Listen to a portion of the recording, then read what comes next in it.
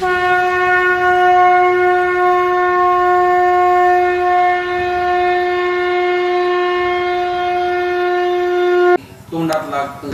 घास तोंडात टाकावा एवढं सुद्धा सामर्थ्याने सत्ता आपल्या हातात नाही हो.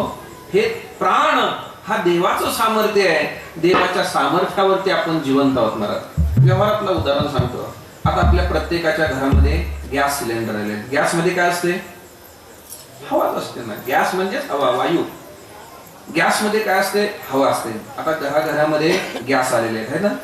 आता खेड्यामध्ये चुली राहिलेल्या आहेत, परंतु बहुतांशी शहरातल्या चुलीत गेले ते. त्या मुलांना आता सांगितलं तरी कळत नाही. आता कालांतराने त्यांना सगळं दाखवावं लागेल चुली म्हणजे काय, त्यांना सगळं सांगावं लागेल. आजही शहरामध्ये अडचण अशी झालेली आहे, शहरातल्या मुलांना कळत नाही. त्यांना जर विचारलं की बाळा दूध कोण देतो, तो म्हणला भैया. गाय पाहायला पण आहे त्याच्याजवळ. गाय दाखवावं लागते की बाबा ही अशी गाय असते, गाय दूध देते, सांगावं. त्यांना अडचण झालेली आहे. आता शहरामध्ये एक नवीन पॅटर्न निघालेला आहे बरं का. नवीन पॅटर्न निघालेला आहे संडे फादर नावाचा. तुम्हाला माहिती आहे का? नाही, मी सांगतो, ऐकून ठेवा. संडे फादर म्हणजे काय होतं? सकाळी जेव्हा बाप उठतो ना, तेव्हा पोरगं पाळण्यामध्ये झोपलेलं असतं. त्याला कंपनीला ऑफिसमध्ये जायचं असतं. सकाळी उठतो, मॉर्निंग वॉक काहीतरी व्यायाम वगैरे करतो, आवरतो आणि आपला डबा घेऊन येतो. म्हणजे ते उठलेला असतो तोपर्यंत पोरगं उठलेलं नसतं. आणि दिवसभर काम करून जेव्हा घरी परत येतो आणि घरी यायला उशीर होतो तोपर्यंत जेवण पोरगं झोपलेलं असतं. म्हणजे बाप सकाळी त्यांनी पाहिला नाही, सकाळी बाप पाहिला नाही आणि संध्याकाळीही त्यांनी बाप पाहिला नाही. आणि 6 दिवस असेच निघून जातात. मग रविवारची सुट्टीचा दिवस येतो, संडेचा दिवस येतो आणि घरामध्ये एक पुरुष पाहून तो मम्मीला विचारतो, मम्मी हु इज दिस? घरामध्ये हुई कोण आलं हे? त्यावेळेस मम्मी त्याची म्हणते दिस इज युअर फादर. त्याला म्हणतात संडे फादर. असं शहरामध्ये कळत नाहीये. आता घरामध्ये गॅस आलेले आहेत. महिला भगिनी खरं सांगा बरं, ज्या दिवशी आपण घरामध्ये गॅस आणतो त्या दिवशीची तारीख आपण लिहून ठेवतो की अमुक तारखेला गॅस घरामध्ये आणला. आता मला उत्तर द्या, ज्या दिवशी आणला ती तारीख तुम्ही लिहून ठेवता, पण तो याच दिवशी संपणार आहे असं लिहून ठेवता येतं का? तुम्ही लिहून ठेवता का? नाही लिहून ठेवता येत महाराज. आणि तो कधी संपेल काही सांगता येत. आणि त्याची खोड अशी असते की नेमके पाहुणे यावेत, पुरीला पाहायला पाहुणे यावेत आणि गॅस संपवावा. ज्या दिवशी आणला ती तारीख लिहून ठेवता येते, पण याच दिवशी हा गॅस संपणार आहे असं लिहून ठेवता येत. हे जसं त्या सिलेंडरचं आहे ना, तसंच या सिलेंडरचं सुद्धा. या सिलेंडरचं म्हणजे सगळेच माझ्याकडे नका बघू, आपापले सिलेंडर चेक करून बघा. वेळोवेळी सर्व्हिसिंग करून घेत जावं, नाहीतर एखाद्या वेळेस स्पष्ट झाल्याशिवाय राहणार नाही. त्याचा वाद केलाय का बघा, रेग्युलेटर चेक करा, चेक करत राहिलं पाहिजे. ऐका, सामर्थ्य नाहीये या शरीरावरती, हे चालवण्याचं सामर्थ्य आपलं नाहीये. मग हे सामर्थ्य कोणाचं आहे? माझ्या परमात्म्याचं आहे. ऐका, डोळे आपले पण पाहण्याचं सामर्थ्य आपलं नाहीये. कान आपले ऐकण्याचं सामर्थ्य आपलं नाहीये. तोंड आपलंय, बोलण्याचं सामर्थ्य आपलं नाही. मग हे कोणाचं सामर्थ्य आहे? अभंगाचं दुसऱ्याच्या. त्याच्यामुळे हा एक मंडप तयार झालेला आहे. अशी एक गोष्ट आहे की ज्याच्यामुळे हा मंडप आहे. अशी कोणती गोष्ट आहे? कोणी उत्तर द्या. खांब, आणखीन कापड, आणखीन. बरं ठीक आहे, मी सांगतो. हा मंडप आहे, याला वेगवेगळा आकार आहे, वेगवेगळा रंग आहे, वेगवेगळी नक्षी आहे. पण या मंडपामध्ये एक अशी गोष्ट आहे की ज्याच्यामुळे ह्या सर्व गोष्टी आहेत आणि त्या गोष्टीचं नाव आहे धागा. काय? दोरा. हे कापड काय असतं? कसं बनतं? कसं? एक धाग्याला दुसरा धागा, दुसऱ्याला तिसरा, असे आडवे उभे धागे एकत्र केलं की त्याच्यापासून कापड तयार होतं. आता ऐका, जो रंग धाग्याला तो कापडाला असतो, जो आकार धाग्याला तो त्या कापडाला असतो, जी नक्षी धाग्याला ती कापडाला असते. याचा अर्थ काय? या सर्व गोष्टीमध्ये मुख्य काय आहे? धागा. एक धागा बाजूला केला ना हे सगळं बाकी काहीच नाही. तसं या संपूर्ण जगामध्ये हे जग कापडासारखं आहे आणि माझा परमात्मा या कापडातल्या धाग्यासारखा आहे. विश्व पट ब्रह्म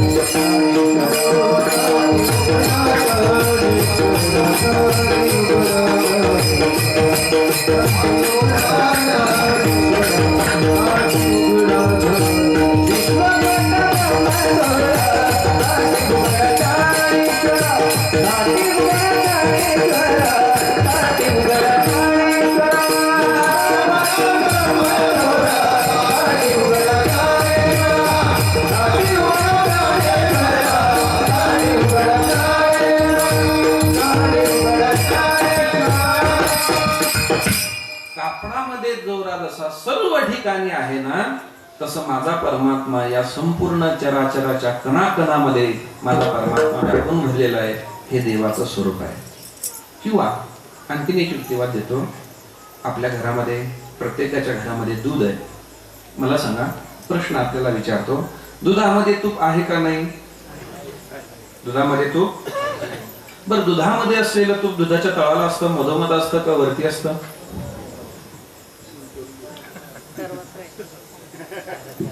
वरती म्हणजे मंडपाच्या नाही. दुधामध्ये तूप दुधाच्या तळाला असतं, मधोमध असतं का वरती असतं?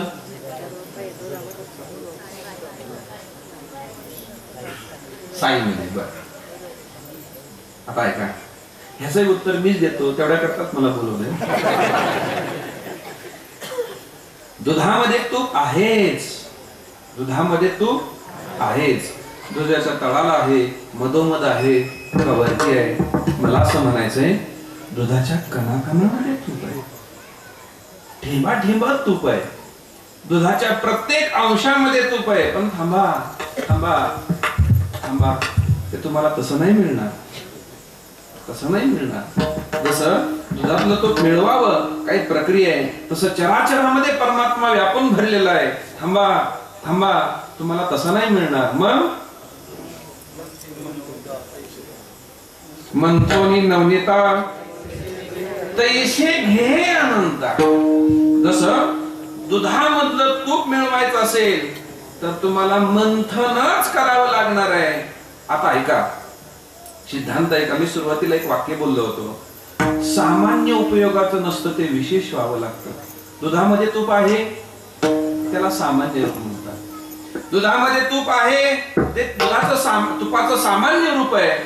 तुम्हाला विशेष मिळवायचं असेल ना तर त्याचं जसं मंथन करावं लागतं. आता ऐका, चराचरामध्ये परमात्मा भरलेला आहे ना, तो त्याचं सामान्य रूप आहे. आम्हाला तो जर विशेष परिचय करून घ्यायचा असेल ना, आम्हालाही मंथन करावं लागेल. ते मंथन कोणतं? तुकोबाराय म्हणतात, तयाचे भजन. मग दुधातलं तूप मिळवण्यासाठी जसं दुधाच्या दह्याचं घुसळणच करावं लागतं ना, तसं सामान्य परमात्मा विशेष रूपाने मिळवण्यासाठी आम्हालाही त्या भजन रूपी दह्याचं मंथनच करावं लागणार आहे.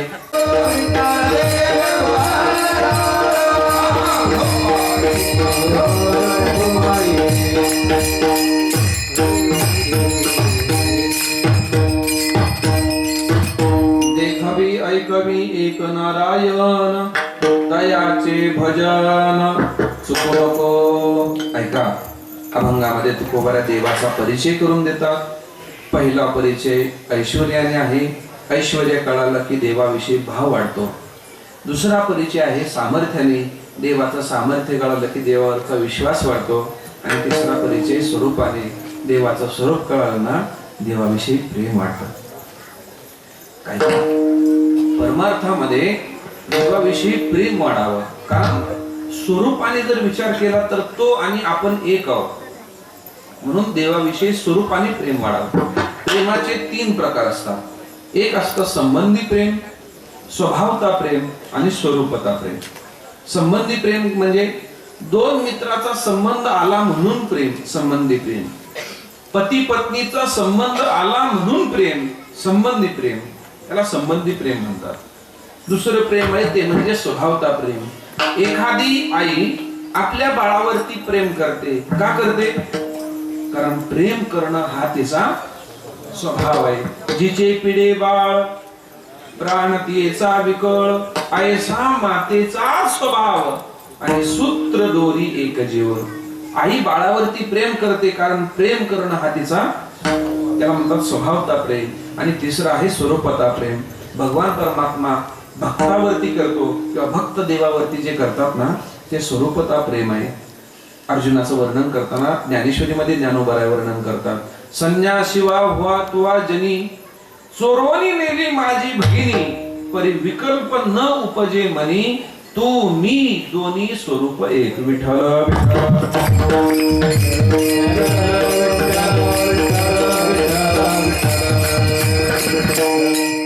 देवाविषयी शुद्ध प्रेम असावं महाराज, लटक प्रेम नसू नये. सासूसाठी रडे सून भाव अंतरीचा भिन्न. महाराज मोले घातले रडाया, नाही आसू आणि माया, तैसा भक्तिवाद काय. महाराज हे प्रेम असं लटक प्रेम नसावं महाराज. बाप मेला म्हणून भाडोत्री रडाय लोक बोलवले. कसे भाडोत्री बोलवले. आणि वैभव महाराज अनिरुद्ध महाराज त्याच्यात बी असं होतं, जे खालच्या पटीत रडत होते त्यांचा रेट वेगळा होता, जे मधल्या पटीत रडत होते त्यांचाही रेट वेगळा होता, आणि जे शेडजामध्ये होते त्यांचा जरा दर वाढीव होता. मोले घातले रडाया, नाही असो आणि माया. हे संसारातलं प्रेम परमार्थाचं प्रेम जमलं. आमचे गुरुजी कुरेकर बाबा कधी कधी सांगत असतात, बसल्यानंतर जुळतं आणि खाली उतरतं की मोडतं, त्याला म्हणतात संसार. आणि ते जुळलं कस तरी दोघाचा. जुळल्यानंतर तो गरीब घराण्यातला होता पोरगा, तो म्हणू लागला बघ बर का, फूल है गुलाब का उसे सुकाना देना, और लड़का है गरीब का उसे धोखा ना देना. तो बोलू लागला, बघ बरं धोका देशील, बघ बरं धोका देशील. म्हणजे ते कस तरी जुळलं, हळूहळू वाढू लागलं. नंतर घरच्यांना कळालं, तिच्या भावाला तिच्या बापाला कळाल्यानंतर महाराज शाळेत येऊन असा मारला, असा धुतला. शेजारी तो परत म्हणू लागला, असं का केलं. मैंने तुझे दिल दिया अबला समझ कर, लेकिन तेरे बाप ने मुझे बहुत पीटा तबला समझ कर. संसारातलं प्रेम तसं प्रेम देवाविषयी नसावं महाराज. तैसा भक्तिवाद काय, रंग वेगळीचा न्याय. देवाविषयी प्रेम खरं प्रेम असावं. कधी कधी आपण जसं संसारासाठी रडतो ना, कधी देवासाठी रडावं. आपण आपल्या मुळाबालांवरती जसं प्रेम करतो ना, तसं कधी देवावरती करावं. आपलं जसं पैशावरती प्रेम असतं ना, तसं प्रेम देवावरती करावं. तुकोबाराय म्हणतात, सर्व भावे लोभ्या आवडे हे धन, आणि आम्हा नारायण तैशा परी. जसं त्याला पैसा आवडतो तसा आम्हाला देव आवडतो. विठ्ठल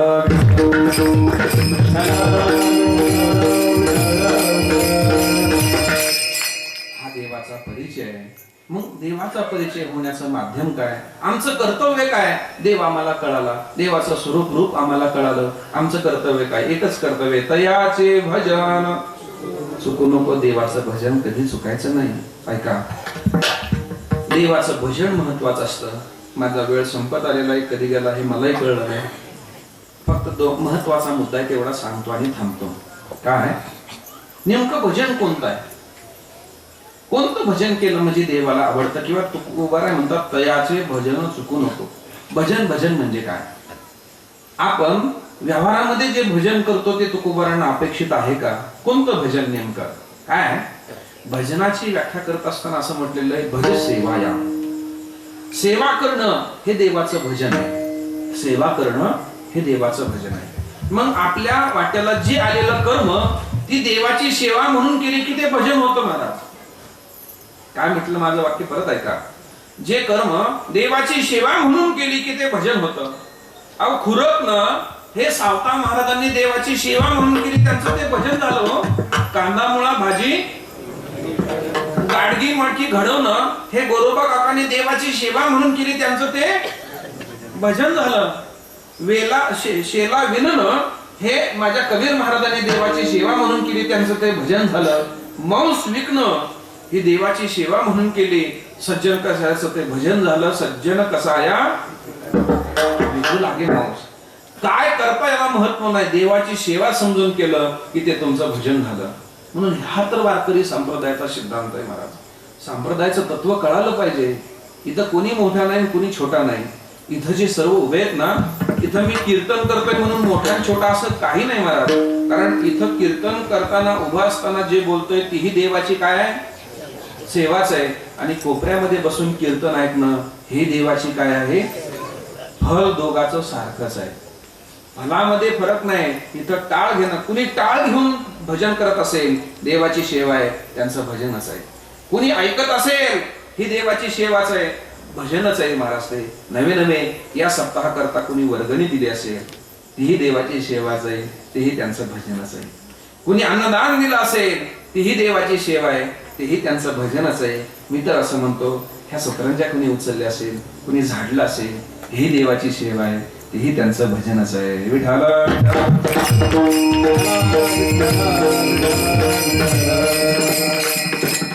सेवायाम हे हा एक अर्थ झाला. पण दुसरा आणि महत्वाचा अर्थ सांगतो आणि थांबतो. ऐका, याहीपेक्षा एक महत्वाचा काय, आपल्याला जे आवडतं, आपल्याला जे वाटतं ते देवासाठी करणं हे भजन आहे, खरं आहे, मान्य आहे. पण काय असतं, आपल्याला जे आवडतं ते देवासाठी करणं हा एक भाग आहे, आणि देवाला जे आवडतं ते आपण त्याच्यासाठी करणं हा दुसरा भाग आहे. आपल्याला वाटतं ते देवासाठी करणं हा एक भाग झाला. सांगू का, पतिव्रतेची व्याख्या करताना असं म्हटलेलं आहे, पतीला जे आवडतं ती जी करते तिला पतिव्रता म्हणतात. पतीची या मता अनुसरोनी पतिव्रता.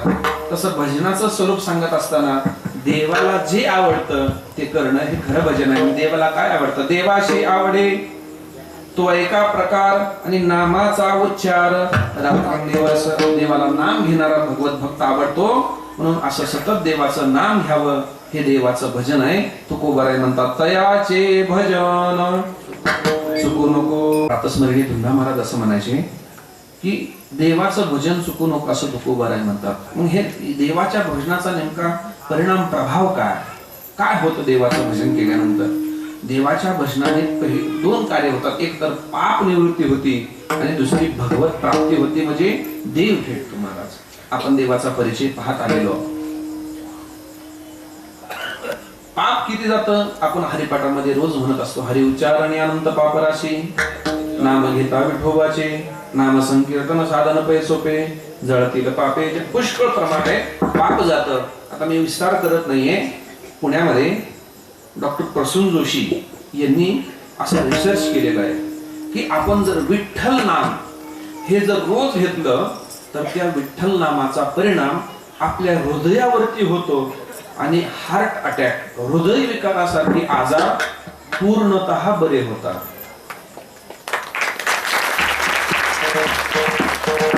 हे त्यांनी सायंटिफिकली प्रूफ, म्हणजे रिसर्च करून, संशोधन करून हे सिद्ध करून दाखवलेलं आहे. जर आपण रोज विठ्ठल नाम जर घेतलं तर त्या विठ्ठल नामाने आपले हृदयातले ब्लॉकेज मोकळे होतात. त्यांनी असा रिसर्च केलेला आहे. विठ्ठल शब्दामध्ये 3 अक्षर आहेत, वि ठ विल. व्याकरणाचा संदर्भ त्यांनी घेतलेला आहे.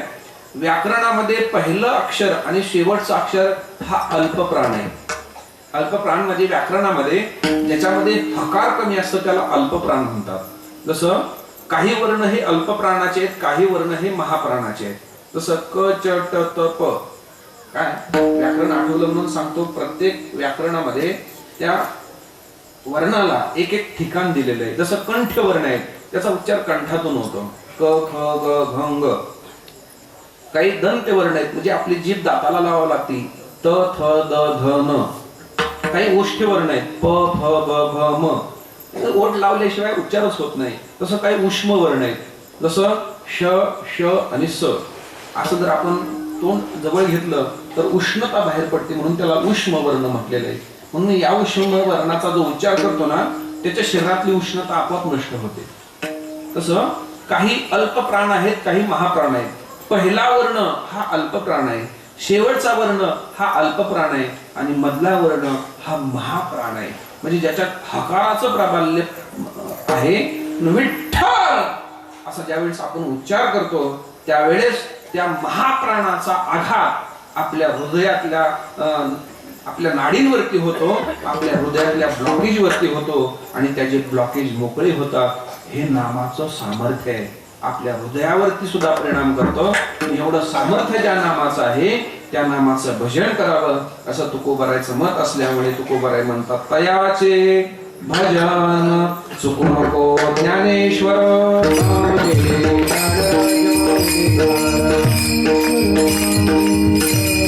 देवाची ते संपूर्ण गुरुजनांचं आहे. ते घ्या. वाक्य शेवटचं बोलतो आणि थांबतो. आम्हाला गुरुवारी कुरेकर बाबांनी जाताना एक निरोप दिला होता. 4थं वर्ष सुटताना निरोप समारंभ असतो. ते असं म्हणाले होते, एखादी उदबत्तीची काडी पेटवली की हळूहळू जळत जाते, शेवटी फक्त चिमडवर राख खाली जाते, बाकी काहीच राहत नाही. पण जोपर्यंत जळते, स्वतः जळते, अनेकांना सुगंध देते आणि अनेकांच्या जीवनामध्ये आनंद निर्माण करते. आपलं हे जीवन, आपलं हे शरीर उदबत्ती सारखंच आहे. हळूहळू हे संपणार आहे. याची ही 3 चिमट्याच राख होणार आहे. काही शिल्लक राहणार नाही महाराज. पण जगत असताना असं जगा की आपल्या जगण्याने अनेकांच्या जीवनामध्ये सुगंध आणि अनेकांच्या जीवनामध्ये आनंद निर्माण होईल असं जगावं. त्या जगण्याला एक प्रश्न विचारतो. उदबत्ती पेटवली की जळून संपणार आहे. उदबत्ती पेटवली की जळून संपणार आहे. पण त्या उदबत्तीच्या जळण्याचं सार्थक पण, ती उदबत्ती देवापुढे जळाली तर तिथं जळणं सार्थक वाटतं का प्रेतापुढे जळाली तर तिथं जळणं सार्थक वाटतं? आपलं काय मत आहे? देवापुढे जळाली तर तिथं जळणं सार्थक वाटतं ना? तसं ऐका, ही शरीर नावाची उदबत्ती संसार नावाच्या प्रेतापुढे कितीही जाळा, त्याची किंमत नाही ना. आपण आतापर्यंत त्याच्या पुढे संसारासाठी इतकं जळत आलेलो आहे, काही किंमत नाही महाराज. फार तर फार मुलं 1-2 पिढ्या लक्षात ठेवतात. आपले तर पंजे, खापर पंजे कोणाला माहिती होत नाही, विसरून गेलो आपण त्यांना. त्याची किंमत राहत नाही महाराज. ही संसार शरीर नावाची उदबत्ती संसार नावाच्या प्रेतापुढे फार नका जाळू. ही शरीर नावाची उदबत्ती देव, देश आणि धर्माकरता जाळा, तरच याची किंमत आहे. देशाकरता गेले भगतसिंग, सुखदेव, राजगुरू महाराज. किती वर्ष झाली हो त्यांना जाऊन. आजही त्यांचं नाव घेतलं की तारुण्य रक्त सळसळतं महाराज. का? स्वतः करता नाही गेले, कुटुंबाकरता नाही गेले, गेले ते देशाकरता. म्हणून आजही त्यांचं नाव घ्यावं लागतं आम्हाला. धर्माकरता गेले छत्रपती शिवाजी महाराज, धर्मवीर संभाजी महाराज. किती वर्ष झाले? 350-400 वर्ष झाली राजांना जाऊन. आजही त्यांचं नाव घेतलं की आमचं तारुण्य रक्त सळसळतं महाराज. त्यांची कीर्ती आम्हाला प्रेरणा देते. का? स्वतः करता नाही जगले आणि देवा करता जगलेले माझे ज्ञानोबर आहे, माझे तुकोबार आहे, सद्गुरु जोग महाराज, सद्गुरु गंगागिरी महाराज, नारायणगिरी महाराज. स्वतः करता नाही जगले, देवा करता जगले. म्हणून आजही त्यांची कीर्ती आम्हाला प्रेरणा देते. म्हणून या शरीर रूपी उदबत्तीचा उपयोग संसाराकरता कितीही करा, त्याची किंमत नाही, देवाच्या भजना करता करा. म्हणून तुकोबाराय म्हणतात, तयाचे भजन चुकू नको तुकाराम तुकाराम.